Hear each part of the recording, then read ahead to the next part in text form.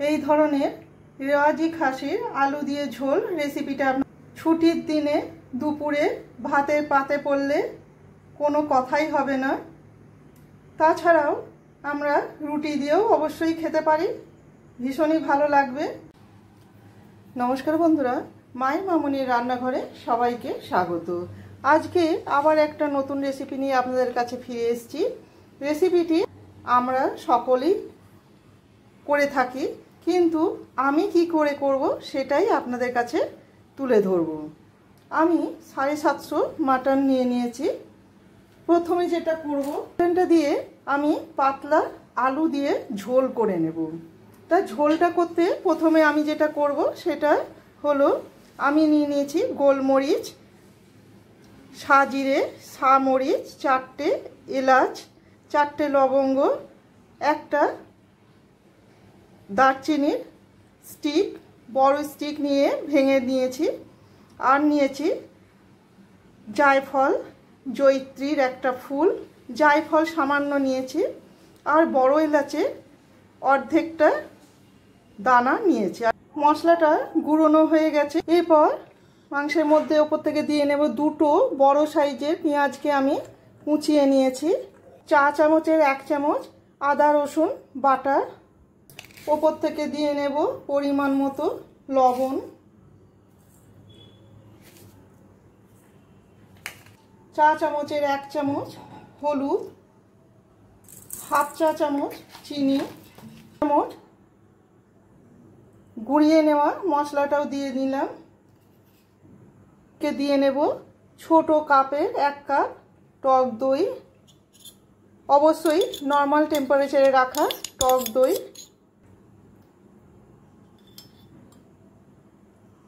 2 table চামচ সরষের তেল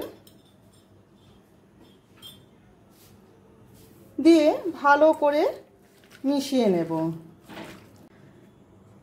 আমার আরও 2টো জিনিস দেওয়া হয়নি। 1 চা চামচ জিরে গুঁড়ো, 1 চা চামচ ধনে গুঁড়ো দিয়ে একবার ভালো করে মিশিয়ে নেব। মিশিয়ে নিয়ে ঢাকা দিয়ে ম্যারিনেট করতে দেব। পরের উপকরণগুলো আমি দিতে দিতে বলে নেব। মাংসটা ম্যারিনেট করতে দিয়ে 1.5 ঘন্টা পর আবার ফিরে এলাম। আমি 4টে আলুকে আধখানা করে নিয়েছি খোলা ছাড়িয়ে, 2টো মাঝারি সাইজের টমেটোকে কুচিয়ে নিয়েছি, একটা বড় সাইজের পেঁয়াজকে কুচিয়ে নিয়েছি, আর একটা গ্রেটারের সাহায্যে গ্রেট করে নিয়েছি। কড়াতে আলুটাকে ভাজবার জন্য 1.5 টেবিল চামচ সরষের তেল দিয়ে নিলাম। ফ্লেমটাকে মিডিয়াম টু হাইয়ে করে দিয়েছি। এরপর সরষের তেলের মধ্যে সামান্য লবণ, হলুদ দিয়ে, তেলের মধ্যে হলুদটা দিলে তেলের কালারটা সুন্দর হয়ে যায়, তাই জন্য এই তেলেতে আলুটা ভাজলে কি আলুর কালারটাই অসাধারণ হয়ে যায়।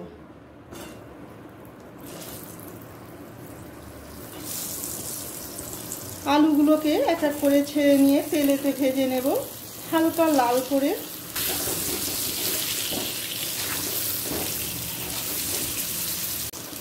আলুটা লাল করে ভাজা হয়ে গেছে, এবার তুলে নেব অন্য পাত্রে।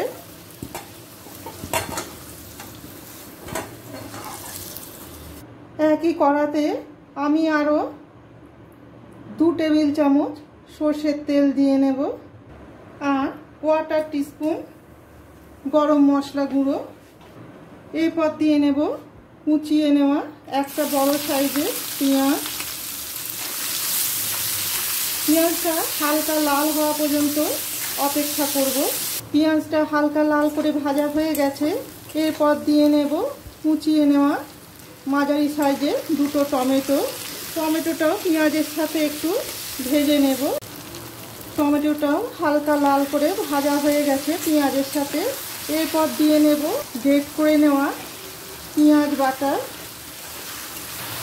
একই সাথে দিয়ে নেব 1 টেবিল চামচ কাশ্মীরি লাল লঙ্কার গুঁড়ো।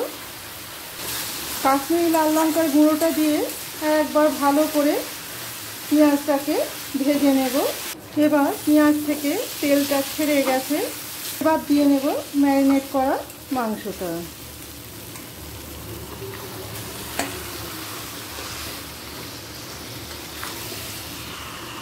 মশলার সাথে মাংসটাকে ভালো করে কষিয়ে নেব। বাটি ধোয়া জলটাও দিয়ে দিলাম।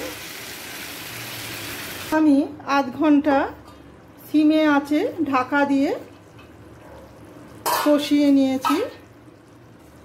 এর মধ্যে দিয়ে নিচ্ছি 5টা কাঁচা লঙ্কা। ঝালটা আপনারা আপনাদের পছন্দ মতো দেবেন। এরপর ভেজে রাখা আলুগুলোকে এর মধ্যে দিয়ে নেব।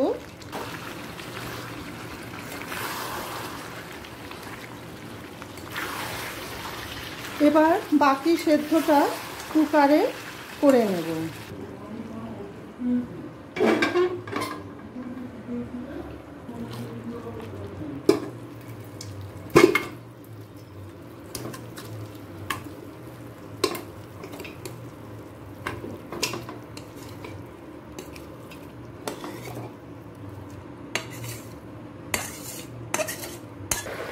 আমি কড়া ধোয়া জলটা দিয়ে নিলাম,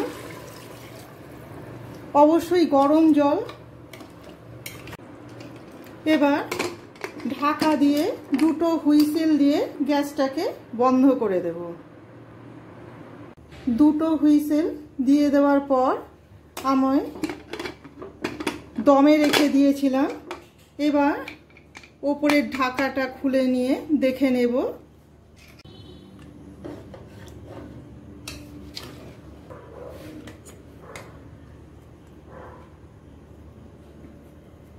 দেখুন সুন্দর সেদ্ধ হয়ে গেছে। উপর থেকে দিয়ে নেব গুঁড়ো করে নেওয়া মশলাটা, হাফ চামচ মতো দিয়ে নিলাম। দিয়ে নেব আরও কিছুটা গরম মশলা। গরম মশলাটা দিয়ে এবার অন্য পাত্রে তুলে নেব।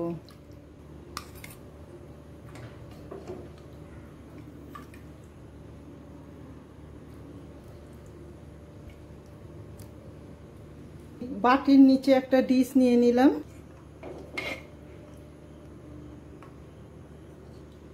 এই ধরনের মাংসের ঝোল রেসিপিটা আপনাদের কেমন লাগলো অবশ্যই কমেন্ট করে জানাবেন।